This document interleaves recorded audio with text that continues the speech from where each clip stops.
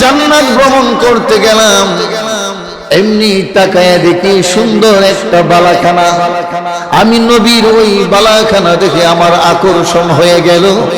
আমি পলকহীন দৃষ্টিতে ওই বালাখানার দিকে তাকায় রইলাম। এরপরে আমি জিজ্ঞেস করলাম, হে জিবরাইল, এই বালাখানাটা কার?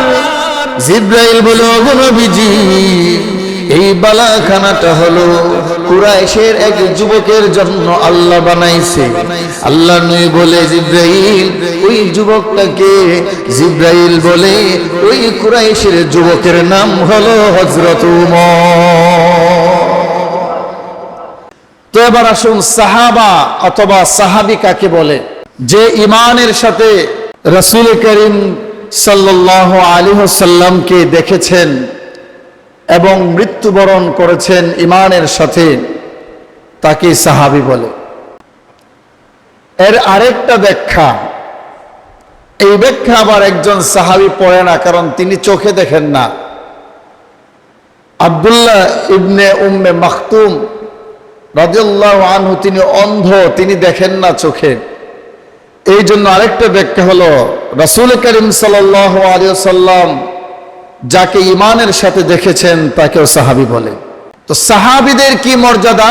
রাসূল করিম সাল্লাল্লাহু আলাইহি ওয়াসাল্লাম হাদিসের মধ্যে বলেন, সাহাবী রাসূলকে যে শুধু দেখেছেন, চোখে শুধু যে দেখেছেন, আমলগুলো পড়ে শুধু যে এক নজর রাসূলকে দেখেছেন, এই দেখার সওয়াব যদি এক পাল্লায় রাখা হয়, আর যারা রাসূলকে দেখে নাই তাদের সারা জিন্দেগীর আমল যদি আরেক পাল্লায় রাখা হয়, তথাপি এক নজর যে সাহাবীরা দেখেছেন, সেই এক নজর দেখার সওয়াবের সমানও তাদের সওয়াব হবে না।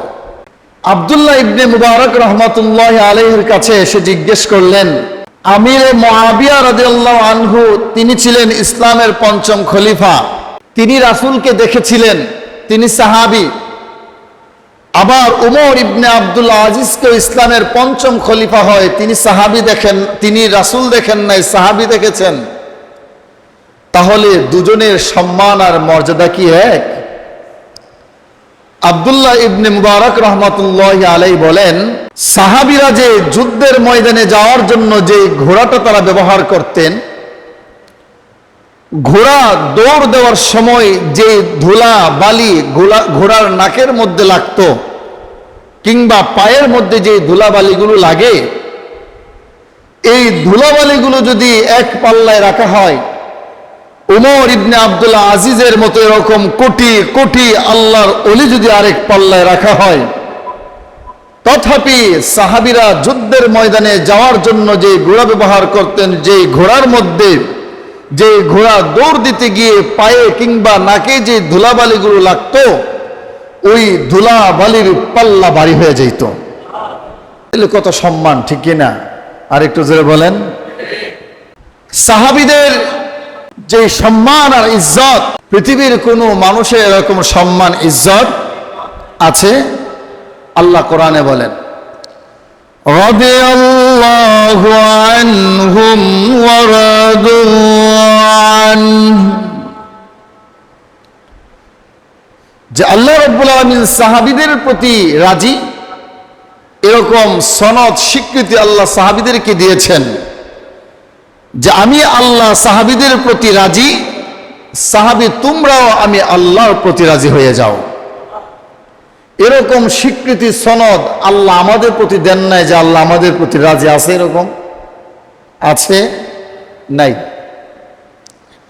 তো এক আল্লাহর ওলি, তিনি মুরাকাবায় বসলেন, যে মুরাকাবায় বসে তিনি দেখতে চান যে তার সম্মান আর ইজ্জত বরত্ব কতটুক পর্যন্ত পৌঁছেছে, তার বরত্ব দেখার জন্য মুরাকাবায় বসলেন।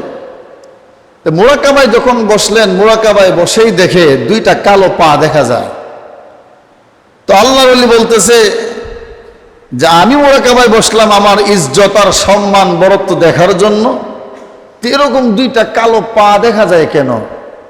এটা কি আল্লাহর কুদরতি পা? এরকম কালা আর রেললাইনের মতো ফাড়া কেন?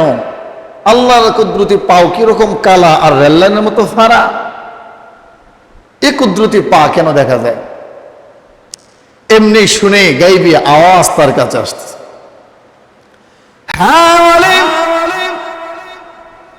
তোমার জীবনে যত সাধনা আর বাসনা করো, তোমার মর্যাদা কতটুকু পর্যন্ত আল্লাহর দরবারে পৌঁছেছে, এই দুইটা পা তোমার চোখের সামনে তুলে ধরে তোমাকে জানায় দেওয়া হয়েছে। এই দুইটা পা কোনো নবীর নয়, কারণ এরকম কালো পা কোনো নবীর হতে পারে না, নবীর পা এরকম কালো নয়। এই দুইটা পা হলো সাহাবীদের মধ্যে সবচেয়ে সম্মানী সাহাবী হলো হযরত আবু বকর সিদ্দিক রাদিয়াল্লাহু আনহু। আর সবচেয়ে সাহাবীদের মধ্যে সবচেয়ে ছোট সাহাবী হলো ওয়াহশী, যে কৃতদাস ওয়াহশী রাদিয়াল্লাহু আনহু। তার দুইটা কালো পা তোমার সামনে তুলে ধরে তোমাকে জানায় দেওয়া হয়েছে, তোমার জীবনে যত মুরাকাবা, মুজাহাদা আর যা কিছু করো মুশাহাদা, এতটুকু সম্মান তুমি অর্জন করতে পারবে না। একজন আদনা থেকে আদনা সাহাবীর পা যেখানে গিয়ে পৌঁছাইছে, তুমি ততটুকু সম্মান অর্জন করতে পারো না। আল্লাহ রাব্বুল আলামিন সাহাবীদের মর্যাদা, এক এক সাহাবীর এক এক মর্যাদা। আল্লাহর নবী বিশ্ব নবী রাহমাতুল লিল আলামিন সাহাবীদের মর্যাদা বর্ণনা করতে গিয়ে তিনি বলেন, ও সাহাবীরা, আমি যখন মেরাজের রজনীতে জান্নাত ভ্রমণ করতে গেলাম, এমনি তাকায় দেখি সুন্দর একটা বালাখানা। আমি নবীর ওই বালাখানা দেখে আমার আকর্ষণ হয়ে গেল। আমি পলকহীন দৃষ্টিতে ওই বালাখানার দিকে তাকায় রইলাম। এরপরে আমি জিজ্ঞেস করলাম, হে জিবরাইল, এই বালাখানাটা কার? জিবরাইল বলল, ওগো নবীজি, এই বালাখানাটা হলো কুরাইশের এক যুবকের জন্য আল্লাহ বানাইছে। আল্লাহ নবী বলে, জিবরাইল, ওই যুবকটাকে? জিবরাইল বলে, ওই কুরাইশের যুবকের নাম হলো হযরত উমর। আল্লাহর নবী বলেন, ও সাহাবীরা, আমার একজন উম্মত আছে, আমার একজন সাহাবী আছে, সে যখন জান্নাতের মধ্যে যাবেন, জান্নাতের 8টা দরজা থেকে তাকে আহ্বান করে বলবে, হে মহান অতিথি, আপনি আমার দরজা দিয়ে ঢুকেন, আমার দরজা দিয়ে ঢুকেন। সালমান ফারসি রাদিয়াল্লাহু আনহু বলেন, ইয়া রাসূলুল্লাহ, ইয়া হাবিবাল্লাহ, ওগো নবীজি, এই যুবকের নাম কি? ওই সাহাবীর নাম কি আমরা জানতে চাই। আল্লাহর নবী বলে, সাহাবীরা রে, ওই সাহাবীর নাম হলো হযরত আবু বকর সিদ্দিক। আল্লাহর নবী বিশ্ব নবী রাহমাতুল লিল আলামিন সাহাবীদের সম্মান আর মর্যাদা বর্ণনা করতে গিয়ে এক এক সাহাবী এক এক মর্যাদা, এক এক সাহাবী এক এক সম্মান বিষয় বর্ণনা করলেন। আমরা প্রতি জুমার দিনে সানি খুতবায় যে কয়েকটা হাদিস পড়ি, প্রথম হাদিসে আছেন, ওয়াকালান নবী সাল্লাল্লাহু আলাইহি ওয়াসাল্লাম, আরহামু উম্মতি বিউম্মতি আবু বকর সিদ্দিক রাদিয়াল্লাহু তাআলা আনহু ওয়া আশাদ্দুহুম ফি আমরিল্লাহি উমর ইবনুল খাত্তাব ওয়া আসদাকুহুম হায়াআন উসমান ইবনে আফফান ওয়া আকদাহুম আলী ইবনে আবি তালিব। ও দুনিয়ার উম্মতরা, শুনে রাখো, আমার আবু বকর সবচেয়ে ছিলেন নম্র এবং ভদ্র একজন সাহাবী, খুব সহনশীল নম্র সাহাবী ছিলেন। এই জন্য আরহামু উম্মতি বিউম্মতি আবু বকর। আর ইসলামের ক্ষেত্রে কোন হুকুমের ক্ষেত্রে সবচেয়ে কঠোর এবং সবচেয়ে কঠোর ছিলেন, সবচেয়ে রাগান্বিত সাহাবী ছিলেন। ও আশাদ্দুহুম ফি আমরিল্লাহি উমর ইবনুল খাত্তাব। আর লজ্জার দিক দিয়ে সবচেয়ে লজ্জাবতী সাহাবী ছিলেন ওয়াস্তাকুহুম হায়ান উসমান। উসমান ছিলেন সবচেয়ে লজ্জাবতী একজন সাহাবী, খুব শর্মিন্দা, খুব লজ্জা পাইতেন তিনি। আর নেই বিচারকের মধ্যে একজন সাহাবী, ওয়া কদাহুম আলী ইবনে আবি তালিব, আর সবচেয়ে নেই বিচারকের দিক দিয়ে ছিলেন হযরত আলী। এরপর আল্লাহ বলেন, আল্লাহ আল্লাহ ফি আসহাবি লা তাত্তাখিদুহুম গরদাম মিন বাদি ফামান আহাব্বাহুম ফাবিহুব্বি আহাব্বাহুম ওয়া মান আবগাদাহুম ফাবিবুগদি আবগাদাহুম ওয়া খায়রু উম্মতি করনি সুম্মা আল্লাযীনা ইয়ালুনাহুম সুম্মা আল্লাযীনা ইয়ালুনাহুম। ও দুনিয়ার মানুষেরা শুনে রাখুন, আমি পৃথিবীর জমিন থেকে বিদায় হয়ে গেলেন এক ধরনের মানুষ থাকবে, আমার এক ধরনের উম্মত থাকবে, আমার সাহাবীদেরকে সমালোচনার পাত্র বানাতে চাইবে, আমার সাহাবীদেরকে নিয়ে কটূক্তি করবে, আমার সাহাবীদেরকে সমালোচনার পাত্র বানাবে। এর কারণ হলো ইসলাম যদি বিনষ্ট করতে হয় সর্বপ্রথম অ্যাটাক করতে হবে সাহাবীদের শানে।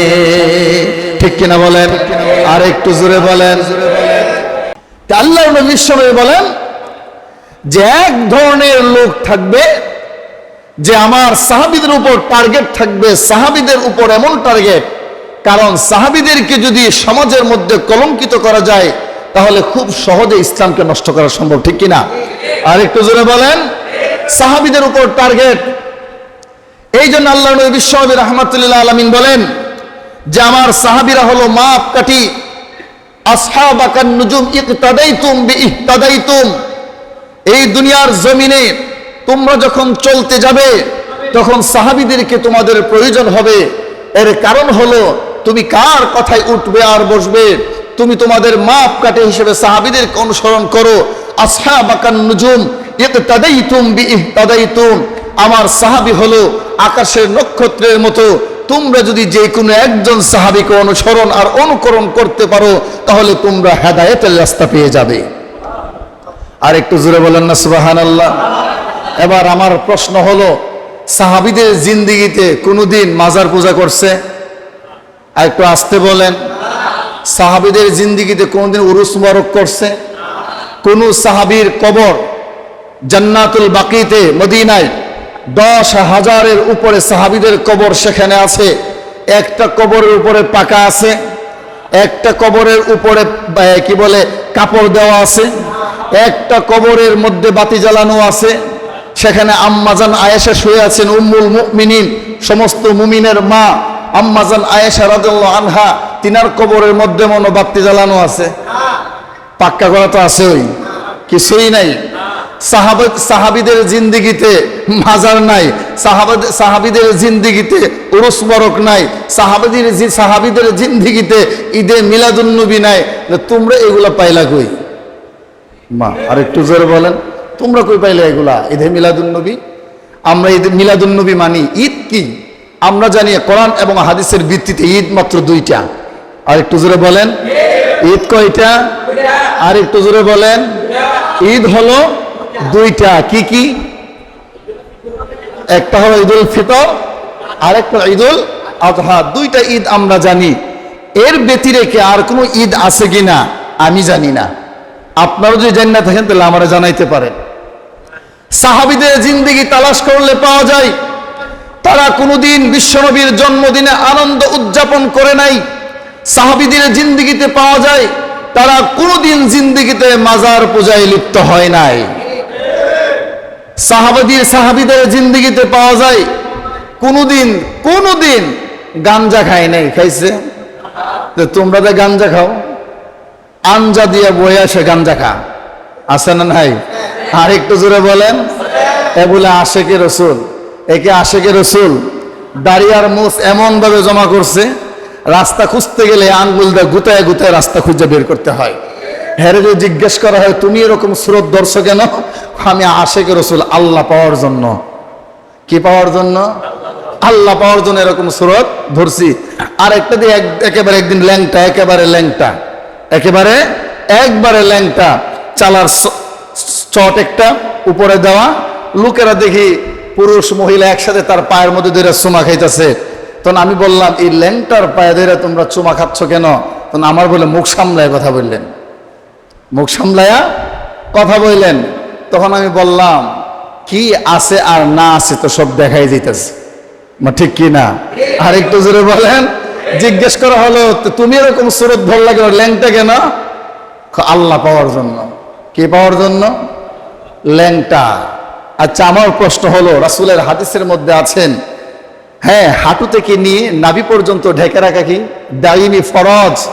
যদি কেউ সেই ফরজ তরক করে কবিরা গুনাহ, যে ল্যাংটা হয়ে পীর দাবি করে সে আল্লাহ পাবে, সে তো সর্বপ্রথম সে আল্লাহর ফরজের বিধান লঙ্ঘন করলো। পীর হইল কেমনে? আর একটু জোরে বলেন। কোরআন এবং হাদিসের ভিত্তিতে পাওয়া যায় নেশা করা হারাম, ঠিক কিনা? আর একটু জোরে বলেন। গাঞ্জা খুররা যে গাঞ্জা খায়, নেশা করে। এবার আমার প্রশ্ন হলো, তুমি কেমনে আশেকে রসুল হইলা? তুমি তো আশেকে গাঞ্জা খুর। আর একটু জোরে বলেন, ঠিক কিনা? একবার অনেক আগে, যখন 2005 সালের দিকে, আমি তখন হেফসখানায় পড়ি। যেই বাড়িতে আমি লজিং থাকি, আমি ব্রাহ্মণবাড়িতে লেখাপড়া করছি, ব্রাহ্মণবাড়ির নাসিরনগর এলাকায়। তো 2005 সালে, ঠিক 4 সালে বন্যার পর পরই তাই মাদ্রাসায় ভর্তি হইলাম। তা আমার লজিং বাড়ির লোক আমারে বলতেছে যে, হুজুর, রাত্রে কিন্তু আমাদের এখানে আয়োজন আছে, হ্যাঁ, মিলাদ আছে, আয়া পড়েন, থাকতে হইব কিন্তু। আমি যে আচ্ছা ঠিক আছে, আসুন নেন। তো গেলাম, গিয়া দেখি বেডা বেডি, যুবক যুবতী, হ্যাঁ, একসাথে বয়া রয়েছে, এই অনুষ্ঠান শুরু হবে। আবার 5টা মোমবাতি জ্বালানো। কয়টা? চারদিকে 4টা মোমবাতি, মাঝখানে একটা বড় মোমবাতি। তো এটাকে পাক পাঞ্জাতনের বাতি বলে আর কি। তো পাক পাঞ্জাতন জ্বালাইলো। এবার বলল, স্টার্ট করেন। আমি তো জীবনে এগুলা করি নাই। স্টার্ট করেন। কেমনে? তো দুরূদ পড়ে স্টার্ট। তো দুরূদ পড়ল, আল্লাহুম্মা সাল্লি আলা মুহাম্মাদ। হ্যাঁ, কি দুরূদ? এটা কোনো দুরূদ হইল? মানে দুরূদটাই শিখছে না, এটা কোনো দুরূদ? ইয়া আল্লাহ, আমরা তো এটাই জানি দুরূদ, নামাজের মধ্যে যেটা এটাই না দুরূদ? এমনে না, কেমনে? দুরূদ ও গানের তালে তালে, সুরের তালে তালে তালে দুরূদ চেঞ্জ হয়ে যায়, ঠিক না? তখন বলতেছে, কেমনে? এমনে। তখন বলতেছেন, দিবানিশি মন রে আমার আর দিও না যন্ত্রণা, হায়রে দমে হায়রে ধনে যদি হইতাম ধনী, যাইতাম সোনার মদিনা।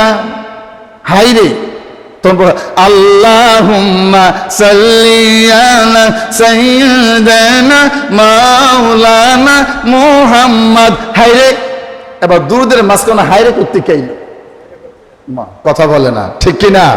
এরকম দুরূদ আছে। আর একটু জোরে বলেন। গানের তাল চেঞ্জ, দুরূদ, এগুলো এখনো শিখছে না। ভাবলাম বেশি কথা বলে তো লজিংটা যাইবো গা, লজিং। তখন আমি কি করবো? তখন কইলাম যে, চাচা, আসলে এই সবক এখন পর্যন্ত যায় নাই, এখন পর্যন্ত সবক পড়ি নাই। তখন দেখলাম কিছুক্ষণের ভিতরেই শুরু হয়ে গেল গা। এরপরে পাক পাঞ্জাতনের বাতি, শীতের দিন তো সবার গায়ে চাদর দেওয়া আছে। কিছুক্ষণের মধ্যে দেখি, আরে মনের বাতি বড় বাতি, কবির বাতি লাগে না।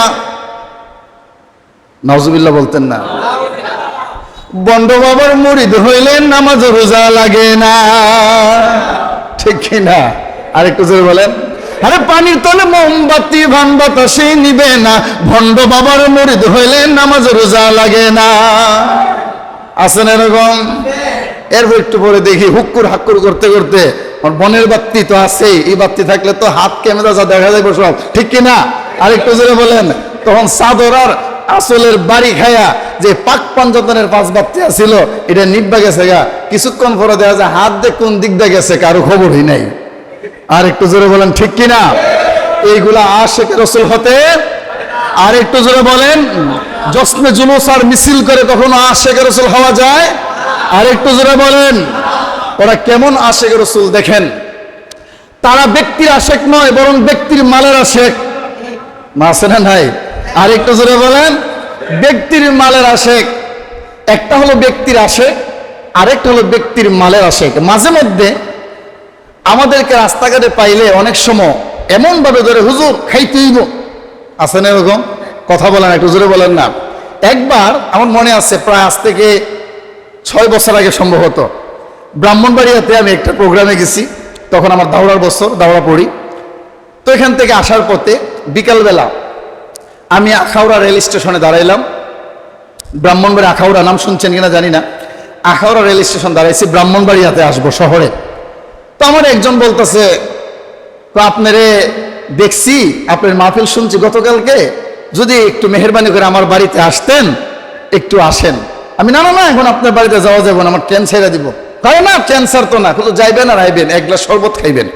জোর কইরা তার বাড়িতে নিয়ে গেল, তরমুজার আঙ্গুর দিল আর ঠান্ডা শরবত দিল। খাইলাম, খাই আয়া দি ট্রেন গেছে গা। খাই আইসা দেখি ট্রেন গেল গা। যাই হঠাৎ করে একটা ট্রেন পাইলাম, সেই চিটাগাং থেকে সেটা আসছে এক্সপ্রেস। তো এটাতে উঠলাম, ব্রাহ্মণবাড়িয়া টিকিট কেটে উঠছি। ওঠার পর দেখি ব্রাহ্মণবাড়িয়া স্লো হয় না। টিটিরে জিজ্ঞেস করলাম, এটা কি ভৈরব ধরবে? ও ধরতে পারে। ভৈরব আসার পর এটা স্লো হয় না। আরে কি গো, জিজ্ঞেস করলাম, আচ্ছা এটা কি সামনে আর স্টপেজ দেবে? ঢাকার আগে আর কোনো স্টপেজ নাই। সর্বনাশ, এখন কি করি? এখন তো এক হলো টিকিট নাই আমার কাছে, টিকিট তো ব্রাহ্মণবাড়িয়া পর্যন্ত ছিল। এক হলো টিকিট নাই, আর দাঁড়াইয়া কতক্ষণ যাওয়া যায়? আর টিটি যদি দেখে যে আমার কাছে টিকিট নাই, পারলে পরের দিন পত্রিকার মধ্যে উঠাই দিও, মোল্লা টিকিট কেটে গাড়িতে উঠে না। আর একটু জোরে বলেন, ঠিক কিনা? টিটি যখন আয়, দৌড়দা বাথরুমে গিয়ে ঢুকি, আবার টিটি যখন যা, আবার বাথরুম থেকে বের হয়ে, এইভাবে দাঁড়াতে দাঁড়াইতে হঠাৎ করে দিই ট্রেন থামছে। থামার পরে দরজার কাছে দাঁড়ায় দেখি বিমানবন্দর, রেলওয়ে স্টেশন, ঢাকা বিমানবন্দর। এমনি যে ফজরের আজান দে, কিসের আজান? ফজরের আজান। নামলাম, নাইমা এবার নাস্তা টাস্তা করে, তা আমার তো ব্রাহ্মণবাড়িয়া যেতে হবে, আবার কাজ আছে। সেই ব্রাহ্মণবাড়িয়া পৌঁছতে পৌঁছতে সেই পরের দিন দুপুরবেলা গিয়ে পৌঁছতেছি। আমার এক আঙ্গুরে আর তরমুজে আমার এই অবস্থা করছে, ঠিক কিনা? তো ওই লোক যে আমারে খাওয়াইলো চাকরি পাওয়ার আশায়, কথা বলে না। এই লোক কি আমার কাছে চাকরি পাবে না কোনো কিছু পাবে? তার একটা উদ্দেশ্য হলো, হুজুরকে ভালোবাসা খাওয়াইলাম, হয়তো পরকালে কিছু পাইতে পারি। আরেকবার মাঝে মধ্যে দেখা যায় রাস্তাঘাটে, গাড়ির সামনে গাছ ফালাইয়া আটকাইয়া, দাও আর ছুরি লইয়া, এবার আটকায় সে ভিতরে ঢুকিয়া বলে, কি আছে বাইর করেন, কি আছে বাইর করলাম, ঠিক কিনা? একটু জোরে বলেন। মোবাইল টোবাইল টাকা পয়সা সব নিয়ে যা। মোবাইলটা খুব বড় পছন্দ, গলার মধ্যে ছুরি টেকায়া মোবাইল নিয়ে যা, টাকা নিয়ে যা, মানিব্যাগ নিয়ে যা, সব নিয়ে যা। এবার আমার প্রশ্ন হলো, সে কি ব্যক্তির আশেক নাকি ব্যক্তির মালের আশেক? আর একটু জোরে বলেন।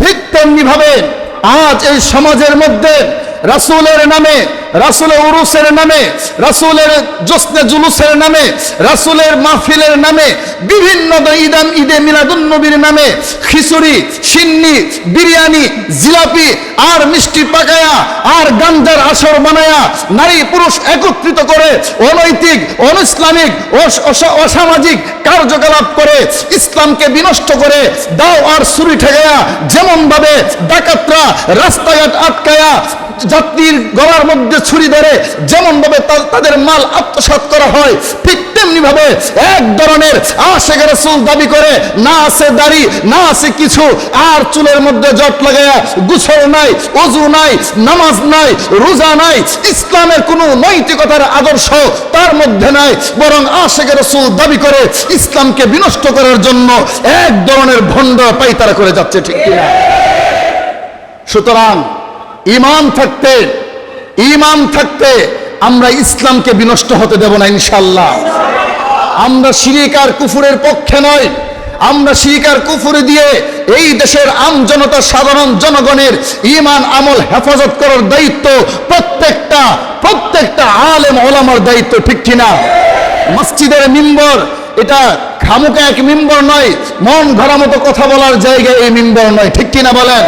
সুতরাং এই মিম্বরে যে বসবে, এই মিম্বর বিশ্বনবী মুহাম্মদুর রাসূলুল্লাহ সাল্লাল্লাহু আলাইহি ওয়াসাল্লামের। সুতরাং এই মিম্বরে যে বসবে তার হক কথা বলতে হবে।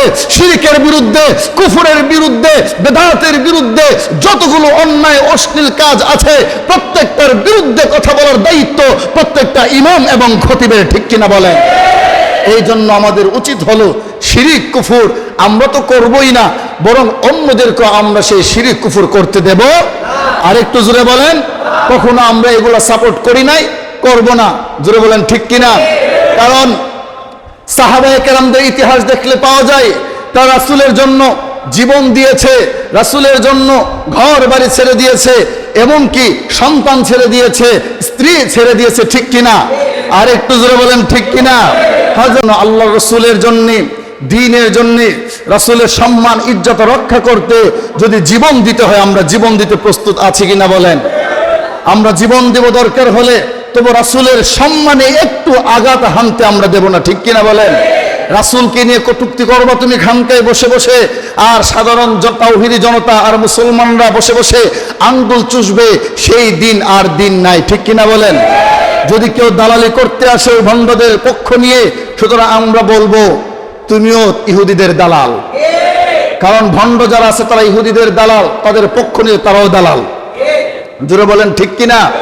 হয়তো হকের উপর চলার পরে তুমি যখন হক কথা বলবা, ইতিহাস খুলেন, ইতিহাস পড়েন, তাহলে জানতে পারবেন। আর যখন জানবেন তখন বুঝতে পারবেন।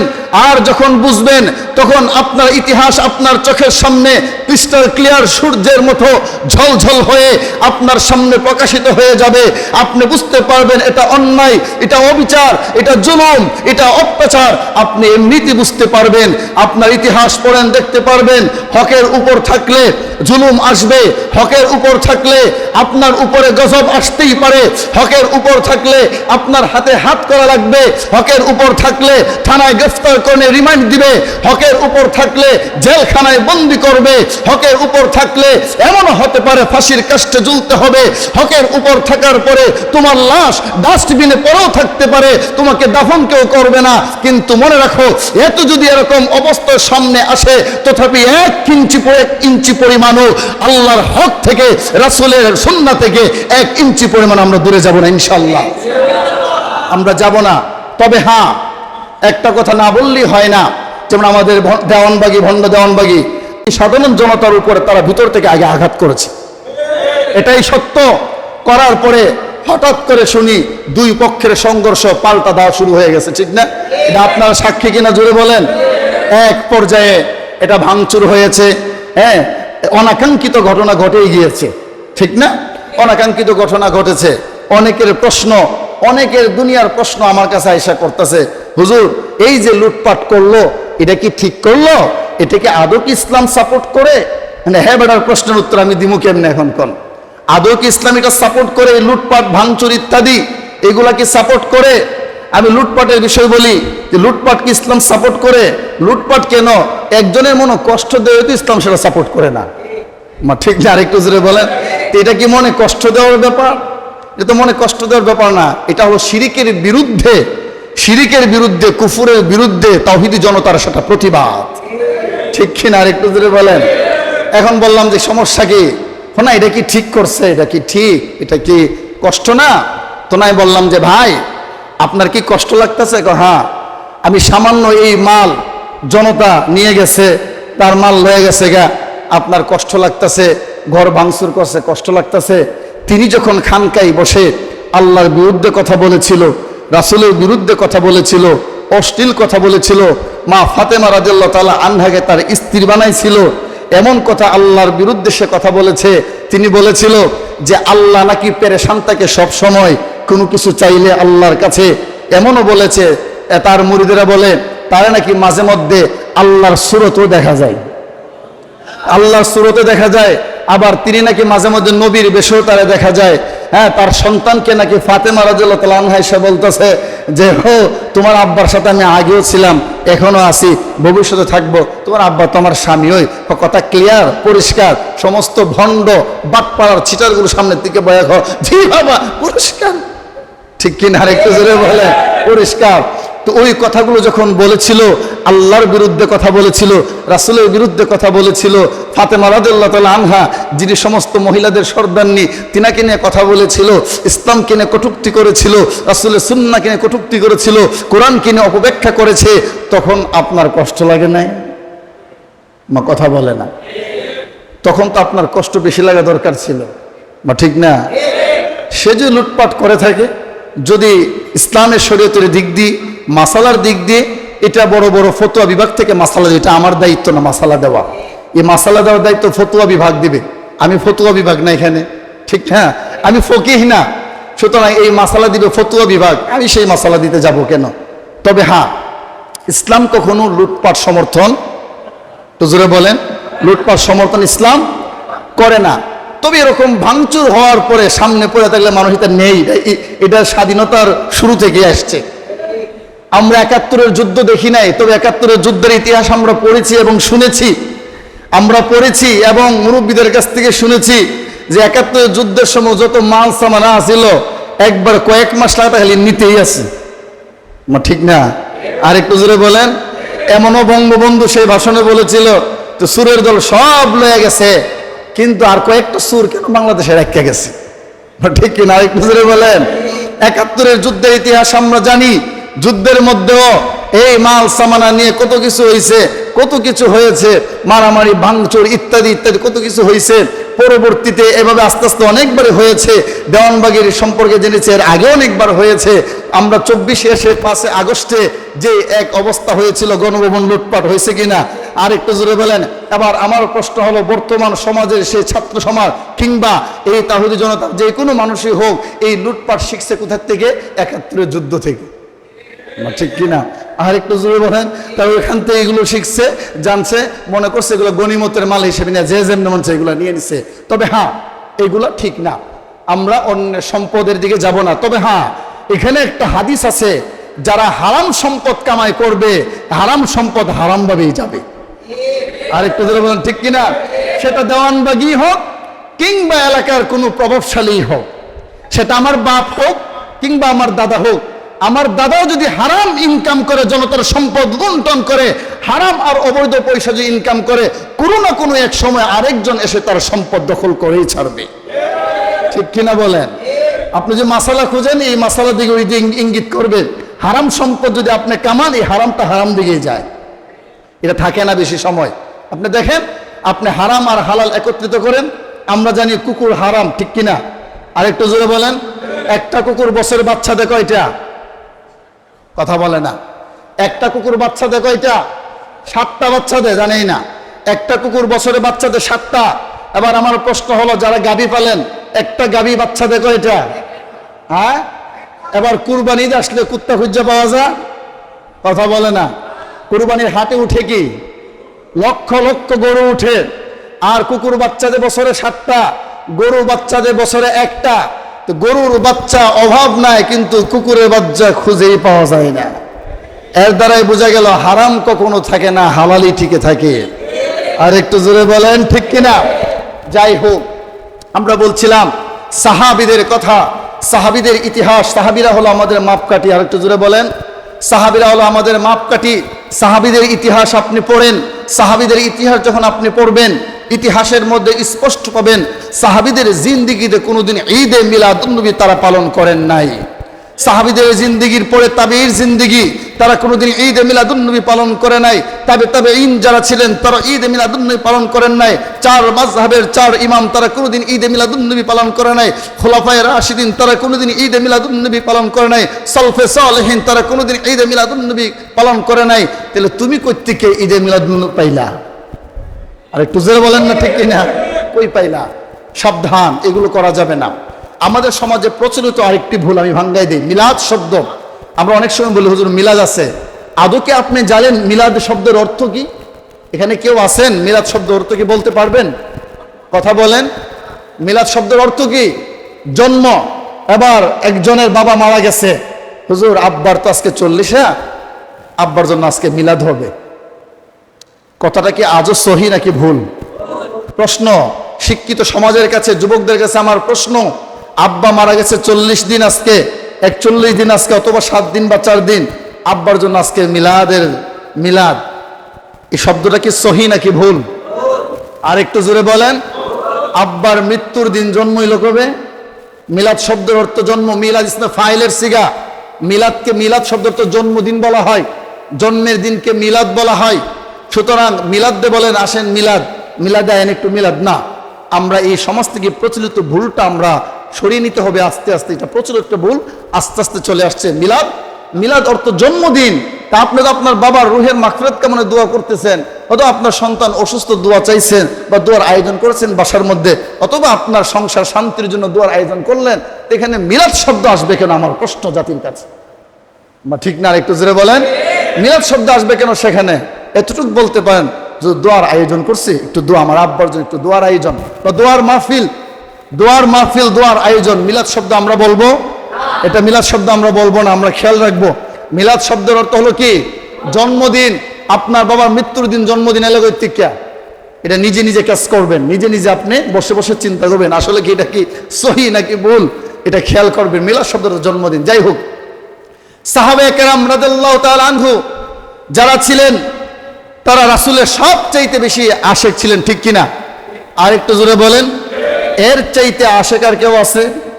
আর একটু জোরে বলেন, এর চাইতে আশেক আছে? আমার মনে হয় এরকম আশেক এই পৃথিবীতে কেউ আছে, আমার মনে হয় না।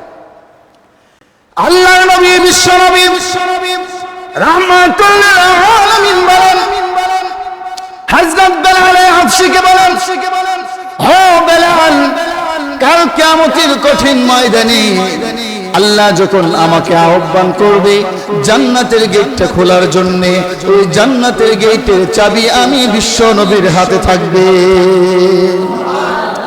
সমস্ত নবীরা আল্লাহ বলবেন, ওগো নবীজি, নবীরা আপনারা জান্নাতে চলে যান।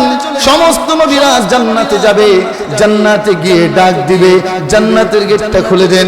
ভিতর থেকে জান্নাতের প্রহরীরা বলবে, কে আপনি? পরিচয় দেন। আমি আদম নবী, দাঁড়ানোর সময় হয় নাই। আপনি কে? আমি নূহ নবী, দাঁড়ানোর সময় হয় নাই। আপনি কে? আমি ঈসা নবী, দাঁড়ানোর সময় হয় নাই। আপনি কে? আমি মূসা নবী, দাঁড়ানোর সময় হয় নাই। আপনি কে? আমি ইব্রাহিম নবী, দাঁড়ানোর সময় হয় নাই। আপনি কে? আমি ইসমাইল নবী, দাঁড়ানোর সময় হয় নাই। আপনি কে? আমি ইউসুফ নবী, দাঁড়ানোর সময় হয় নাই। সমস্ত নবীরা বলবেন, আদম থেকে ঈসা পর্যন্ত এলাম, এখনো সময় হয় নাই, সময় আর কোনদিন হবে? জান্নাতের গেটটা খুলে দেন না।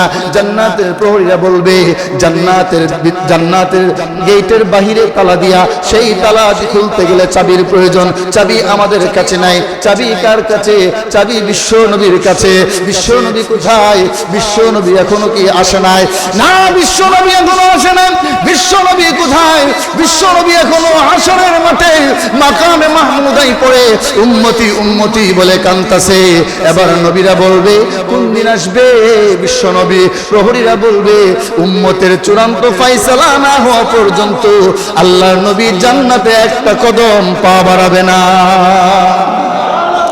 আল্লাহ রাব্বুল আলামিন বলবেন, ওগো নবীজি, জান্নাতটা খুলে দেন, জান্নাতের চাবি নিয়ে জান্নাত খুলে দেন। আল্লাহ নবী বলেন, ও বেলাল, জান্নাত খোলার জন্য আল্লাহ আমাকে চাবি দিবে।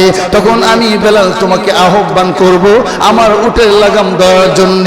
উটটা দেখতেও যদি উটের মতো দেখা যাবে, কিন্তু উটের হাড্ডি, মাংস, রক্তগুলো জবরদস্ত আর ইয়াকুত পাথরের দ্বারা তৈরি হবে। ও বেলাল, ও বেলাল, আমি উটের উপরে আরোহণ করব।